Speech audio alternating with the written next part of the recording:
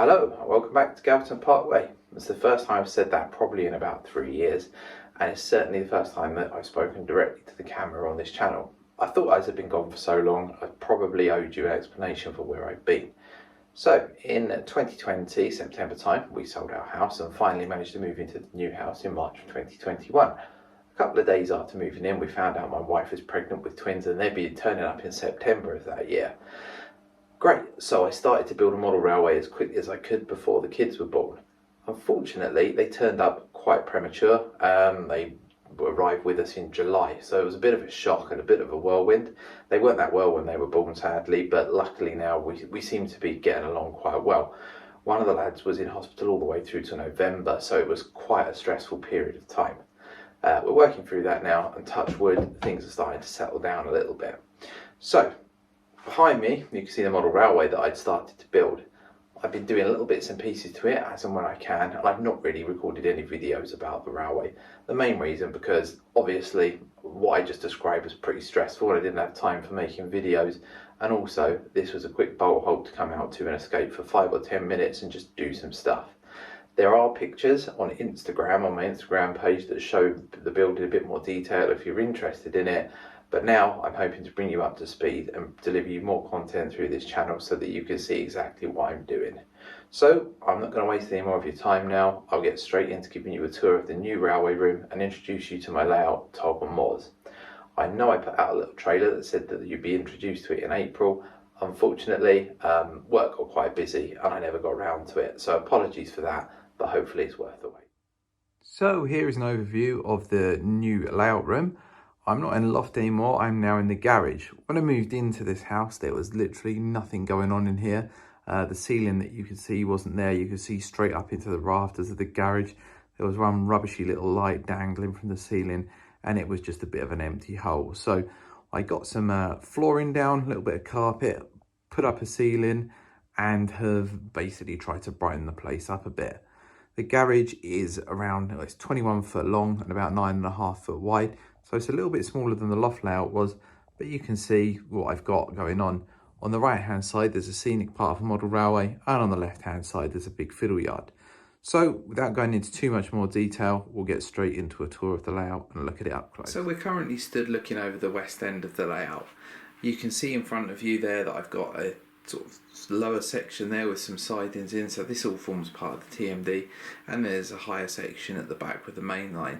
This board is 3 foot wide. The TMD section covers 2 foot at the bottom, with the main lines covering 1 foot. Now the first part of the layout that you'll notice in front of you is the train crew mess room. Now that there is the signing on point for the train crew. They come in, so you've got the little gravel road that comes in and a little bit of a car park. So I'll have a little bit of a closer look at that with you now. So the gravel car park is just made with some ballast and things, and then we've got a few cars dumped out the front there.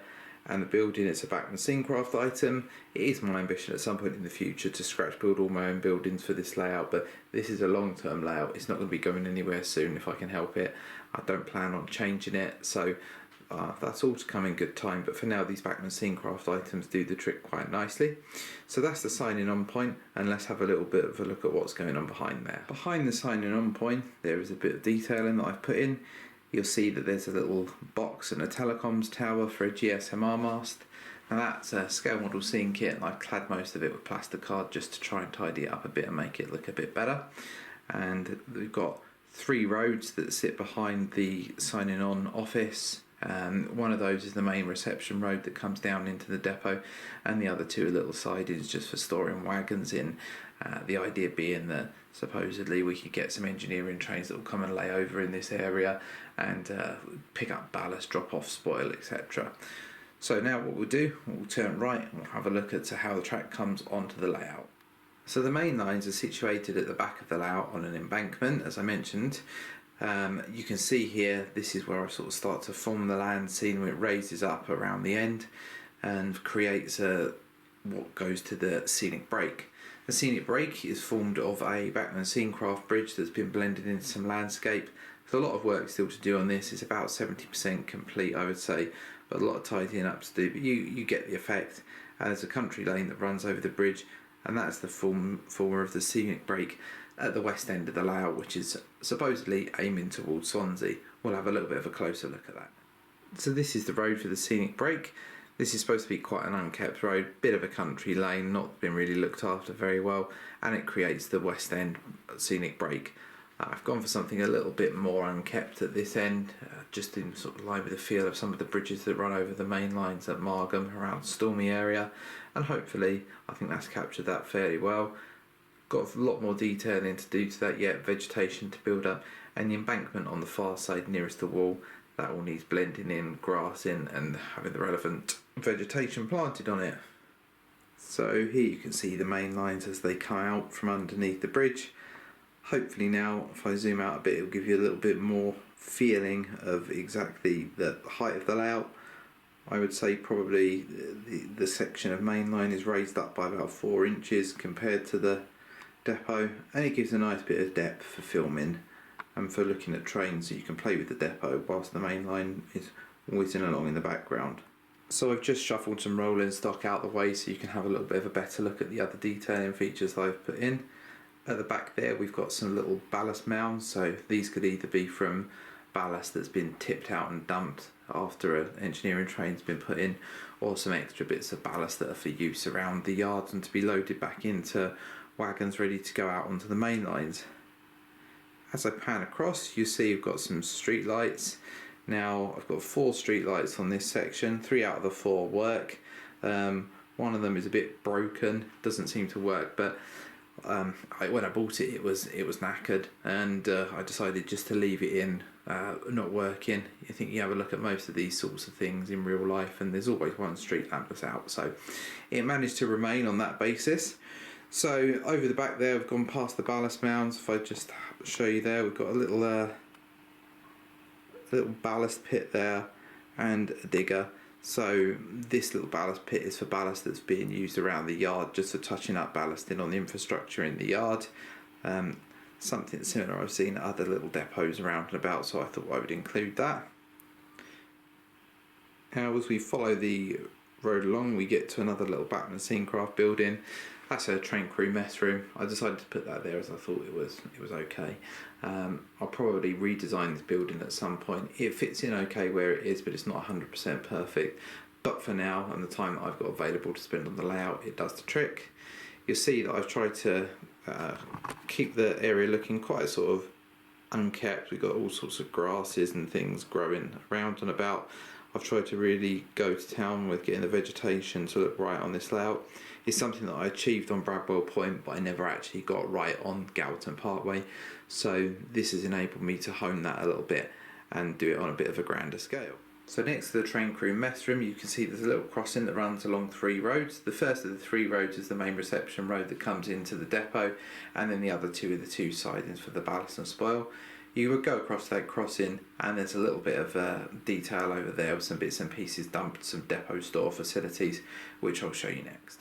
So the crossing goes over the lines and over to the back next to the embankment, and then over to the really illustrious depot stores. Now the depot stores on this occasion are an abandoned VDA wagon, so this is an old item that I used to run on Bradwell Point. It's a bit out of era for this layout, but I did see there was an example of something a bit similar at Towton Depot, so I thought that looked quite good there, grounded, so that's off of its wheels and just being used as a depot stores. There's all sorts of little bits of paraphernalia and stuff rammed up against the side of it just to add a little bit of interest. Now I think there's a lot more detail that needs to be done all around this layout, but this is just the beginnings of some of it. Now as we move along from the depot stores, you'll see the main sort of entry throat to the yard, and behind that there's a little bit more detailing. We've got some spare rails which have just been put on some sleepers, another couple of ballast mounds, and we've got some sleepers that have just been dumped there. Obviously this is a little bit pointless to get too excited about looking at this stuff, but I wanted to make this initial orientation tour of the layout in as depth as possible for where we are at the moment, so that if I do any work in the future I can show you it having been done, and perhaps even document me doing it so that you can get some ideas. Part of the layout to focus on as we move across, and in front of the previously mentioned detail parts, is the wagon repair depot.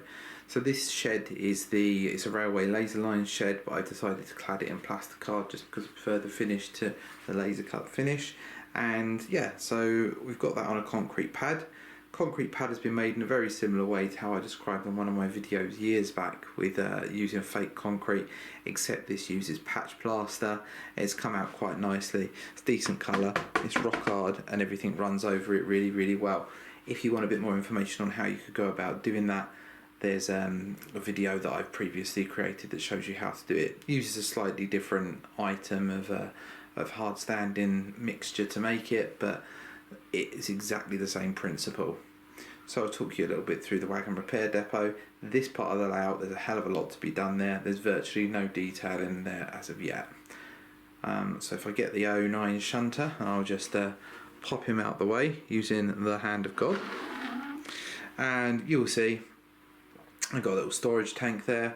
I'm not sure what's supposed to be stored in it, but it's a Bachmann storage tank, depot storage tank, that I've repainted into EWS livery, and at the moment there's just one pallet there which will probably get moved in due course. At the other end of the wagon repair depot, I've now got it's like a biffer bin skippy type thing that sits on the concrete pad, and you can see a little class 37 poking its nose out from there.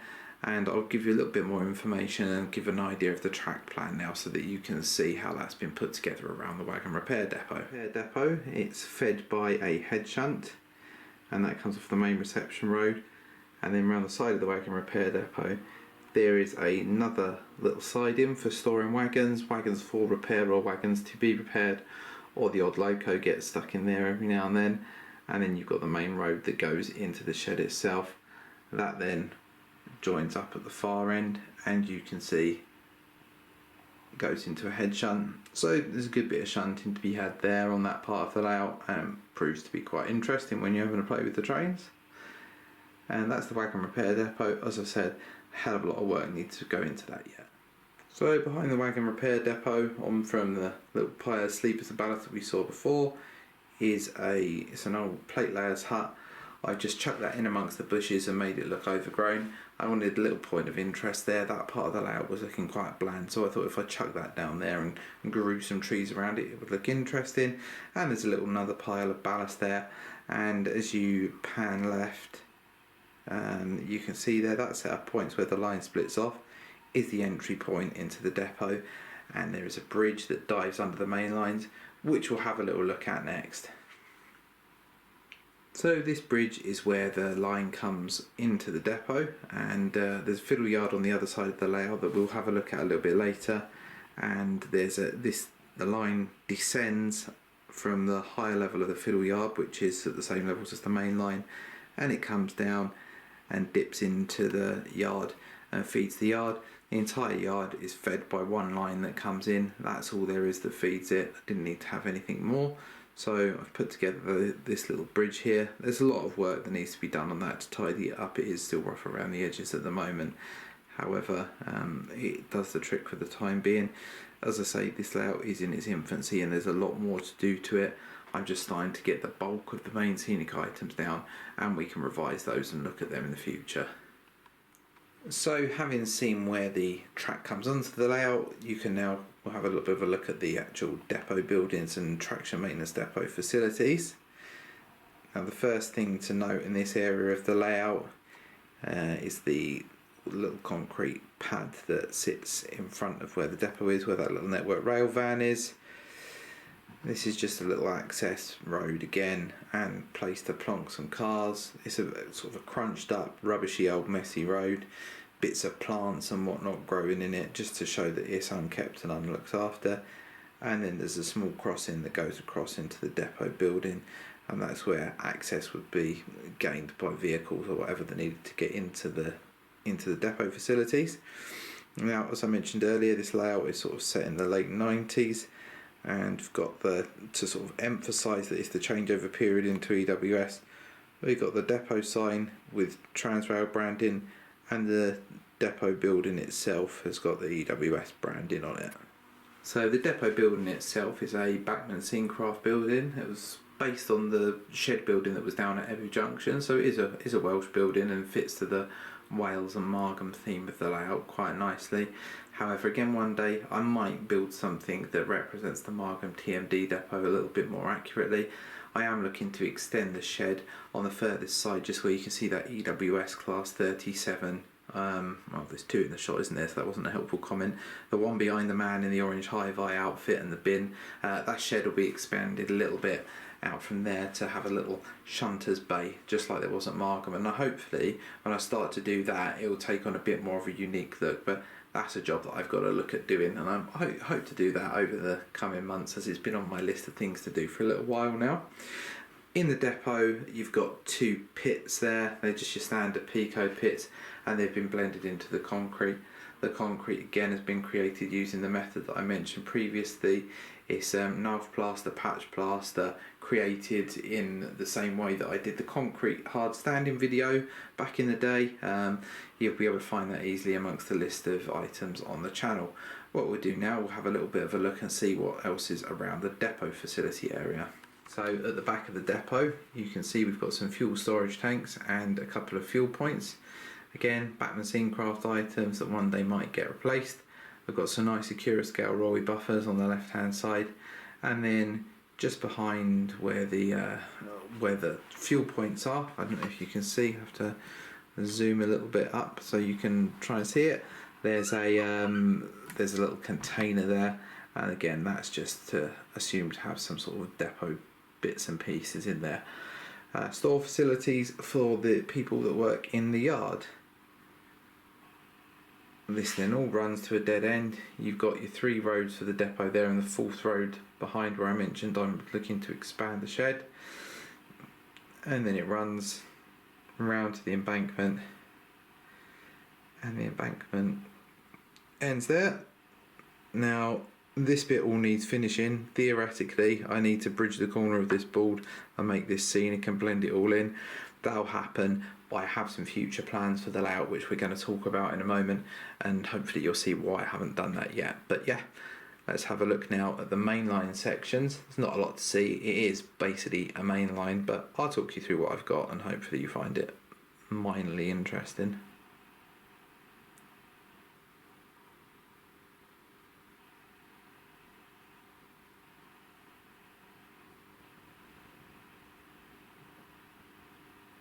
So seeing as we're at the depot end of the layout, I thought we'd stay there and have a look at where the main lines emerge. We got a very early stages motorway bridge which I've started. That thing's not in scale, whatever it is, but it shouldn't be there. In any case, I'll carry on explaining what I'm trying to do here. I'll create a motorway bridge there. That's to represent the M4.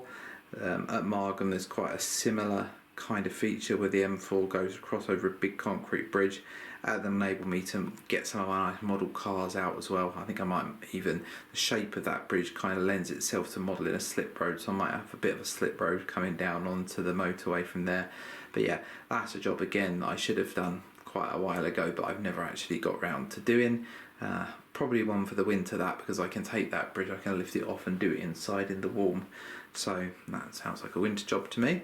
And then we have a little look across the top. The main lines sweep across the embankment. Got a really gradual curve there just to try and keep things looking realistic. I was going to have this main line run directly sort of flush with the wall, but I thought it made quite an interesting spectacle to have it cut across the board a bit, and it gives the trains a little bit more theatre as they enter the scene. There's the main lines atop the bridge, and they swing all the way round and go down to the other end of the layout. I'll show you a couple of the little detailing bits that I've done on the layout now. In terms of detailing on the main line, I haven't actually done a great detail, probably because main lines are quite vast expanses of just track and there's not much going on. So you'll have seen the odd relay box. I got a nice little relay box on a relay box platform over the back, just coming into shot here, and then we've got a speed restriction sign. What I will be doing at some point is putting some signals on this part of the layout. I want to be able to stop trains just because I've got quite a lot of DCC sound now. In the intervening period since you last saw me and saw my layout, I've collected a lot of DCC sound chips. I got quite into actually programming the sound myself, so I've got myself a lock programmer, and yeah, that will give me a chance to stop the trains and then start them up, and you'll be able to hear a little bit more of the effects of the train stopping and starting rather than just having everything ticking over in the yard, which is great and good and well, but obviously the fun bit is getting them to go off and make a big racket. So the idea with this piece of embankment is that it's carved into the side of a hill, so the embankment continues to rise behind the main lines as well, and the idea is to try and give this a feel that the railway actually runs through the landscape rather than the landscape's been created around the railway, which is often something that lets model railways down. I think I've started to achieve something fairly okay to that standard, but yeah, so that is really the main area of the layout to note at the moment. We've got a lot more work to do around this area. Potentially I'll go for a photographic back scene. There is provision left at the back of the layout to slot in a photographic back scene if I wanted one, but I'm not sure whether I'm going to do that yet or not. One thing that I haven't mentioned yet is the type of track that I've used. Everything on this layout is all built using Pico Code 100 track. Now, I know a lot of people don't like Pico Code 100 track because it is fairly coarse compared to some of the other grades of rail that you can get. However, I would argue that once it's been weathered properly and ballasted nicely, it looks absolutely fine.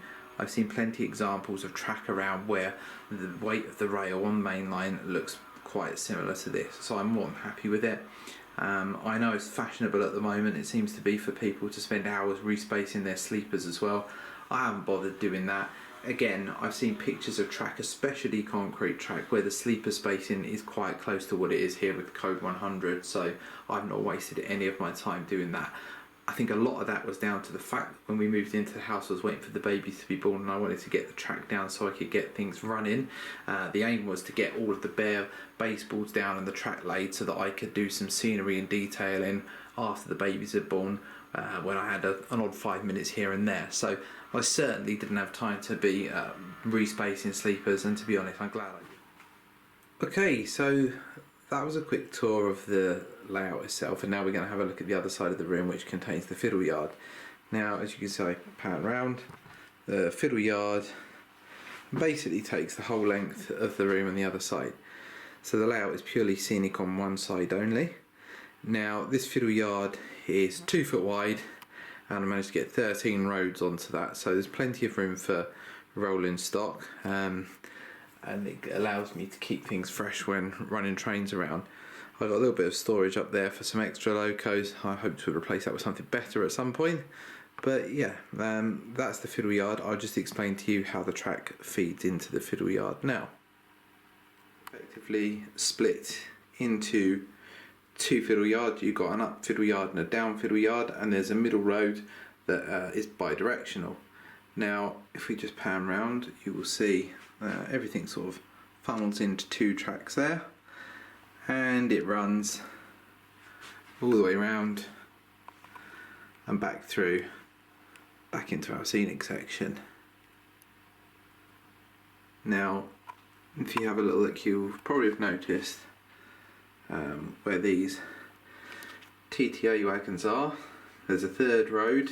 Now that road is the road that goes around and feeds the TMD. So that hits there, we get to there and we start to hit a woodland scenics riser, and it drops and disappears off round the corner and underneath and comes out in the tunnel area as we discussed previously.